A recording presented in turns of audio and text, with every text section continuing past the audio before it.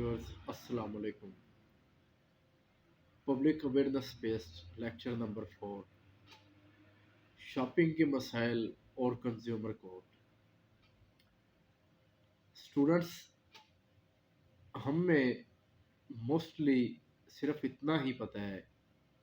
कि हमारे पास क्रिमिनल्स और सिविल कोर्ट्स मौजूद है, जहाँ पे सिर्फ हमारा तस्फिया या हमारे फौजदारी मामलात, जराइम की रोकथाम के ट्रायल्स या सिविल मैटर्स डील किए जाते हैं।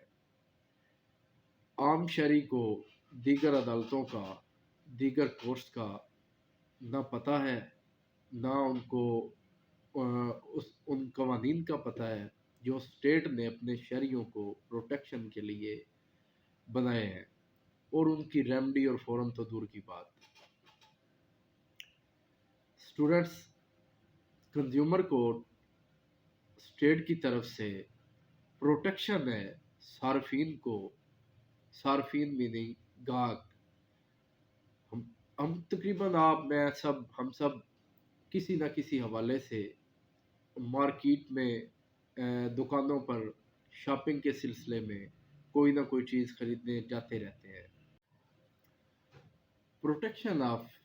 कंज्यूमर एक्ट 2005 स्टेट की तरफ से कवानीन बना दिए गए हैं अपने सारिफ को तहफ़्फ़ुज़ फराहम करने के लिए, और ताजरों को बाज़ो ममनू रखने के लिए धोखाधड़ी, जल्दसाजी, कीमतों का इतना, इन सब मामलात से बचाने के लिए सारिफ को प्रोटेक्शन ऑफ कंज्यूमर एक्ट 2005 और सेपरेट कंज्यूमर कोर्ट्स बना दी गई है। चूँकि हमें लॉ से अवेयरनेस नहीं, हमें फोरम का नहीं पता, जिस वजह से हमें रेमडी नहीं मिलती, अपने साथ हुई हुई नाइंसाफ़ी का मदावा नहीं मिलता। तो कंज्यूमर कोर्ट में क्लेम कैसे दाखिल करते हैं, इस तरीक़ाकार से पहले सारिफ और ताजिर की डेफिनेशन या सर्विस प्रोवाइडर, जब हम मार्केट में जाते हैं कुछ भी ख़रीदने के लिए, चाहे वो परचून का सामान हो, कपड़ा हो, जूते हो, कुछ भी हो, तो हम ख़रीदने वाले सार्फिन हैं, और जो बेचने वाले होते हैं दुकानदार, ये ताजिर हैं। और अगर वो ताजिर नहीं है, वो कोई डॉक्टर हो सकते हैं, इंजीनियर हो सकते हैं, वकील हो सकते हैं, कोई भी किसी भी किस्म की सर्विस देने वाले, प्लम्बर, इलेक्ट्रीशियन। तो कोई भी इनमें से अगर आपके साथ धोखाधड़ी से, गलत बयानी करके, अपनी चीज़ को उसकी तारीफ़ें करके, हमारी आंखें बंद करके अगर वो हमें बेच देता है, हमारे साथ फ्रॉड करता है, धोखा कर जाता है, हमसे पैसे ज़्यादा वसूल कर लेता है, या हम उसे कोई सर्विस प्रोवाइड करने के लिए कहते हैं तो वो उसमें भी गलत बयानी करता है, या उसमें हमारे साथ कोई जलसाजी करता है, धोखा दे जाता है, उसके म्यार को बढ़ा चढ़ा के बताता है, लेकिन वो उस म्यार के मुताबिक नहीं होता, और वो हमसे पैसे, कीमत, दाम अपनी मर्ज़ी के वसूल करता है। हमें बाद में पता चलता है कि हमारे साथ तो फ्रॉड हो चुका है।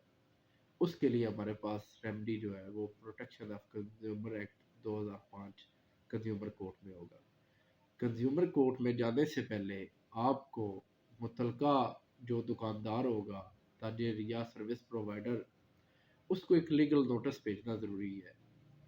15 दिन का टाइम होता है उसमें। वो आपने उसको इन्फॉर्म करना है कि मुझे तुमसे ये शिकवा है, या ये तुमने मेरे साथ धोखा किया है, फ्रॉड किया है, गलत बयानी की है, तो मैं, अगर तुम मेरा मुदावा नहीं करते तो मैं तुम्हारे खिलाफ कंज्यूमर कोर्ट में क्लेम फाइल कर सकता हूँ। अगर वो आपको 15 दिन के अंदर अंदर उसके रिस्पॉन्ड नहीं करता, तो फिर आप 30 दिन के अंदर अंदर, मतलब आज आपका अगर कोई तनाज़ा बना है, आज आपके साथ कोई धोखा फ्रॉड हुआ है, तो 30 दिन के अंदर अंदर आपने कंज्यूमर कोर्ट में अपना क्लेम फाइल कर देना है। लेकिन फाइल करने से पहले लीगल नोटिस ज़रूरी है। फाइल करने के लिए जो ज़रूरी लवाजमात हैं, उनमें सबसे पहले आप बाज़ार से कुछ भी ख़रीदें, कोई भी सर्विस हासिल करें, उसकी रसीद ज़रूर हासिल करें, जिसके ऊपर اس دکان کا یا اس آفس کا نمبر وغیرہ، ایڈریس، پروپرائٹری نیم جو ہے وہ سارا کچھ اونرشپ ہر چیز اس کے اوپر مینشن ہو، کم از کم سٹیمپ ضرور ہو، یا اس سے یہ ثابت ہوتا ہو کہ یہ اس دکان سے یا اس سروس پرووائڈر سے ہم نے سروس لی ہے، وہ آپ ڈیٹ کے ساتھ ضرور لے لیا کریں۔ دوسرے نمبر پہ اس پہ آپ نے لیگل نوٹس بھیجنا ہے، اس کا 15 دن کا ٹائم ہوتا ہے۔ 15 دن میں اگر دکاندار آپ سے کنٹیکٹ کرتا ہے، آپ کے جو شکوہ ہے وہ دور کرنے کا وعدہ کرتا ہے یا کر دیتا ہے، تو آپ کو کلیم فائل کرنے کی ضرورت نہیں پڑے گی۔ اگر وہ نہیں کرتا تو پھر آپ نے 30 دن سے پہلے اپنا کلیم فائل کر دینا ہے۔ آپ ایک درخواست گزاریں گے بعدالت جج صاحب کنزیومر کورٹ، جس بھی ڈسٹرکٹ میں ہوگا، آگے ڈسٹرکٹ مینشن کر دیں گے آپ۔ اس میں آپ نے اپنا نام، دکاندار کا نام اور سارا ایڈریسز جو ہیں اپنے جو آپ کے ویلڈ ایڈریس ہوں گے یا دکاندار کا جو ایڈریس ہوگا جس کے اوپر اگر اس کو انفارم کیا جائے تو اس کو پتہ چل رہا ہے کہ میرے خلاف یہ کلیم ہو چکا ہے، وہ آپ نے تفصیلاً بیان کرنے ہیں۔ نمبر 2 پہ تمام متعلقہ حقائق آپ نے اپنی درخواست میں لکھ لینے ہیں، وجہ کب پیدا ہوئی، کیسے ہوئی، معاملہ ہوا کیا، ساری ڈیٹیل دینی ہے آپ نے، اور اس کی سب کی وجوہات کیا ہیں، آپ کی استدعا کیا ہے، آپ مانگنا کیا چاہ رہے ہیں عدالت سے، یہ آپ نے اپنی اپلیکیشن میں سارا میٹیریل پرووائڈ کرنا ہے۔ پتہ دے دیتے ہیں، جو ایڈریس آپ کے ہوگے، نام وغیرہ، یہ سارا کچھ لکھ کے اس کے لیے آپ کو کنزیومر کورٹ میں کارروائی کے لیے یا کلیم فائل کرنے کے لیے وکیل کی ضرورت بھی نہیں رہ جاتی۔ ہاں، اگر دوسری طرف سے آپ کے اگینسٹ کوئی وکیل صاحب آ جاتے ہیں یا تاجر یا دکاندار کوئی وکیل پیش کر دیتے ہیں، تو پھر میری ذاتی رائے یہی ہوگی کہ آپ بھی اپنے ساتھ وکیل صاحب انگیج کر لیں،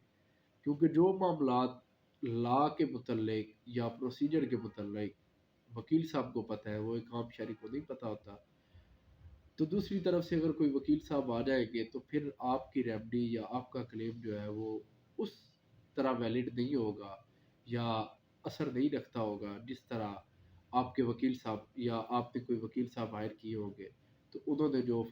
کیس فائل کرنا ہے یا جو ریمڈی وہ لے سکتے ہیں وہ آپ نہیں لے سکتے اگر آپ کے اگینسٹ کوئی وکیل صاحب آ گئے تو۔ ساری سماعت جب مکمل ہو جائے گی کیس کی،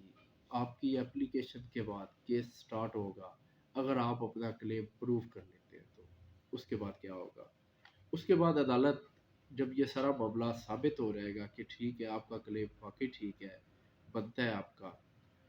پھر آپ عدالت ڈائریکشن دے گی اس دکاندار کو، تاجر کو، نیچر کے حساب سے۔ ہر کیس کی اپنی نیچر ہوتی ہے، اس میں ڈفرینٹ معاملات ہوتے ہیں، معاملات کو دیکھ بھال کرتے ہوئے جج صاحب اس کے اوپر اپنی ڈائریکشن دیں گے۔ وہ دکاندار کو متنازع شے سے نقص دور کرنے کا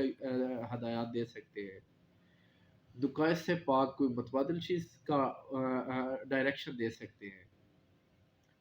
ایسے اقدامات جو قانونی ضروریات کو پورا کرتے ہوں،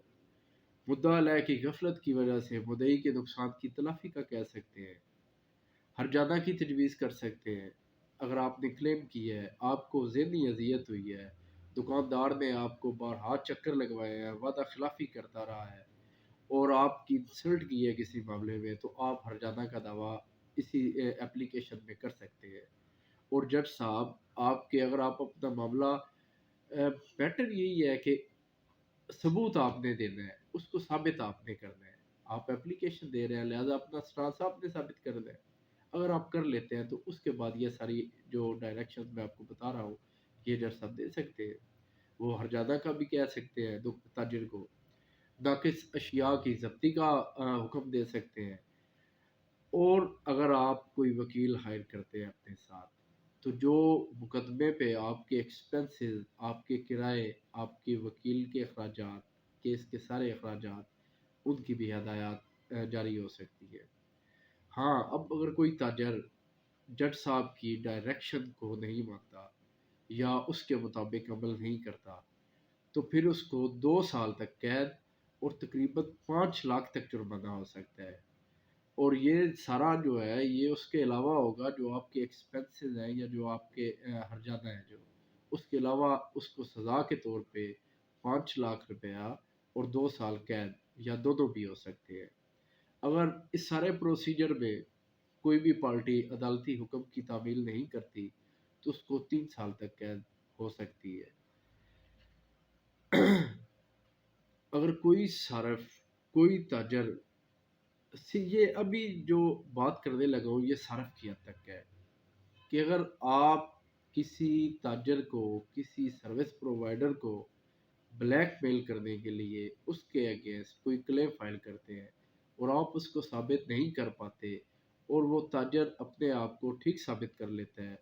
तो फिर ये ख्याल रहे कि आपको भी 10,000 रुपये तक जुर्माना और आपका क्लेम खारिज कर दिया जाएगा और आपकी सरजनिश भी हो सकती है सबके सामने अदालत में। लिहाजा अपना दूसरे का और अदालतों का टाइम बचाने के लिए, वक्त ज़ाया ना हो, किसी किस्म का झूठा क्लेम करने से बाज़ व ममनू रहें। हाँ, अगर आपके साथ कोई सर्विस प्रोवाइडर, कोई ताजर, कोई दुकानदार, दर्जी, कुछ भी किसी मामले में भी आपके साथ आपको लगता है कि मेरे साथ ज़्यादती हो गई है, अगर आप कोई चीज़ लेके आते हैं वो आपको महंगी मिल जाती है और उसकी क्वालिटी वो नहीं होती, आप दुकानदार के पास जाते हैं, आप उसको वापसी का मुतालबा करते हैं और वो आपकी इंसल्ट करता है या आपके साथ कोई ज़्यादती करता है, हीले बातें करता है या वो अपने उस चीज़ को वापस नहीं लेता, आपकी दावा नहीं करता, तो उसके अगेंस्ट आप फिर ये एक्शन ज़रूर लें। और ज़रूरी नहीं कि आप अपने साथ वकील लेके जाएँ। मोस्टली होता हमारे पास यही है कि जो बंदा कंज्यूमर कोर्ट में दावा करता है उसको रेमडी ज़रूर मिल जाती है और रेमडी मिलने से पहले, अदालत में रेमडी मिलने से पहले जो ताजर या सर्विस प्रोवाइडर वो खुद आपसे कॉन्टेक्ट करके आपकी जो ग्रीवियंस होती है उसको दूर कर देता है। शुक्रिया।